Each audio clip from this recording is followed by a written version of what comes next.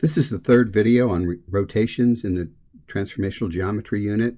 We're going to show you how you can rotate a triangle by hand. We're also going to talk about the distance from the point of rotation to the vertices. So this is what we're hoping to accomplish. We're going to use the technology to observe how triangles have been rotated about a point and then see if you could do that by hand. How would we accomplish this? That's what we want to find out. Returning to the TI-Nspire software, I'm going to click on Tools, Templates, and Tour. Tools, Templates, and Tour. And I'm going to make some changes here, though. I'd like the angle to be 60 degrees.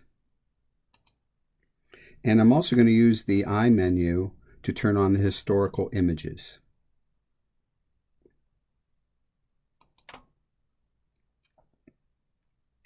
So let's go ahead and rotate triangle ABC about point P 60 degrees.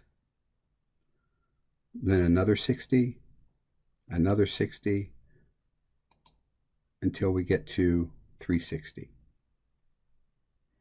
Now the question is, how would we get to do that? How would we have those triangles be 60 degrees rotated each time? What would we need to do? To assist students in doing that, we have this menu right here. In this menu right here, I'm going to click on the first part of it, and I'm going to rotate, and I want you to watch what that is.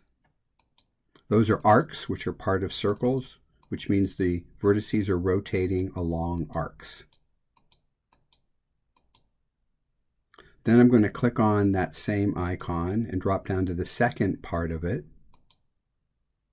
and click and rotate and continue to rotate. And what do you notice about the vertices? These are called concentric circles, by the way. And the third thing I'm going to do to help us see this is click on this same drop-down menu and click on the third option. And notice that those arcs travel along those concentric circles. So now that you've seen that, can you imagine how we could do this by hand? So please press pause and think about it for a minute. So turn to number 5 on the PDF. And it says, after observing how triangles have been rotated, you should be able to do this through an angle of 90 degrees or a multiple of 90 degrees. And two of the things that would be nice if you had are a compass, a circle maker, and a protractor, an angle measurer. If you have those, great. If you don't, I'll tell you how you can take care of that a little bit later. But if you have them, what do you think you would need to do? Press pause to think about it. So if you do have a compass, what we'd like you to do is construct a circle using point P as the center and the radius to be the distance from P to A, and make a circle with P as the center. Again, press pause anytime that you need to. All right, so it should look like this, okay? So this is one of our circles. Similarly, we're going to construct a circle using P as the center, but now the length of the radius is going to be the distance from P to B. Kind of visualize that circle. It should look like this.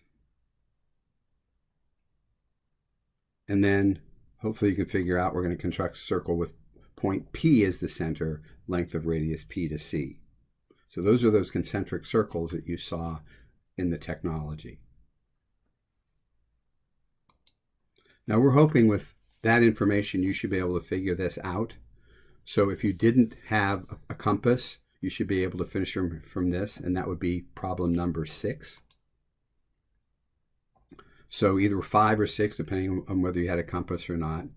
See if you can do that. Press pause, finish this, come back and see how you did.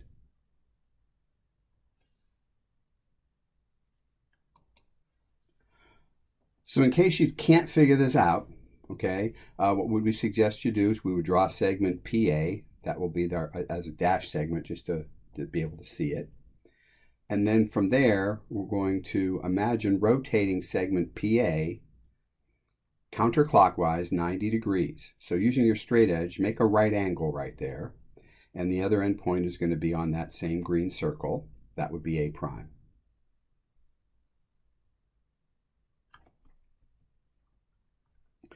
We're also going to draw a segment PB. I'm doing this in like a gray, and we're going to rotate that 90 degrees. So again, make a right angle, and wherever it hits right here, that's going to be B prime. And then I did this awful green color here, and I'm going to make a right angle, and where it rotates again counterclockwise, that will be where C prime is. So those are my three images of my original triangle. I'll connect those to make triangle ABC, and now I've rotated triangle ABC about point B 90 degrees. Press pause as needed.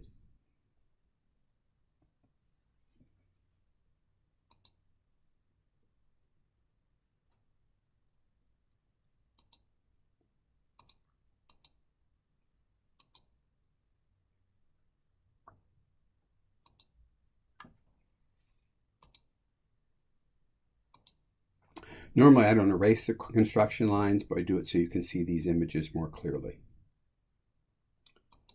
Now once we've done that, we think you should be able to do parts B and C. Rotate this same triangle about point P 180 degrees and call it A prime, A double prime, B double prime, C double prime, and C will be triple primes. So again, pause, give me your best shot, and come back and see me. All right, so for the solutions, for part B, if we want to go 180 degrees, this would be what the answer looks like. What I did is I constructed PB, but 180 degrees would just be in the opposite direction. So there's B double prime. PA, and go in the opposite direction, there would be A double prime. And a straight line here from C through P, and where this hits, that would be C double prime. For part C, similarly, I would go 180 degrees from this. See, I'm going 270 around, but that would be 180 from this one. So again, I'm going to draw those straight lines again to get those. So here are the final answers showing no construction lines. And hooray if you got it. The last part of this video wants us to investigate the distance from the point of rotation to each vertex on the pre-image and image triangles. For example, the distances from P to A to PA prime, P to B and P to B prime, P to C prime. So PA, PBs, and PCs. So go to number 7 on the PDF, answer these questions, and also explain why these 3 statements should be true. So pause as needed. Let's take a look at the answers for 7. All 3 of these segments should be equal. Pairs of segments should be equal. And the reason for that, PA and PA prime are radii of the same circle. Segments PB and PB prime are radii of the same circle. And PC and PC prime are radii of the same circle. This concludes video number 3.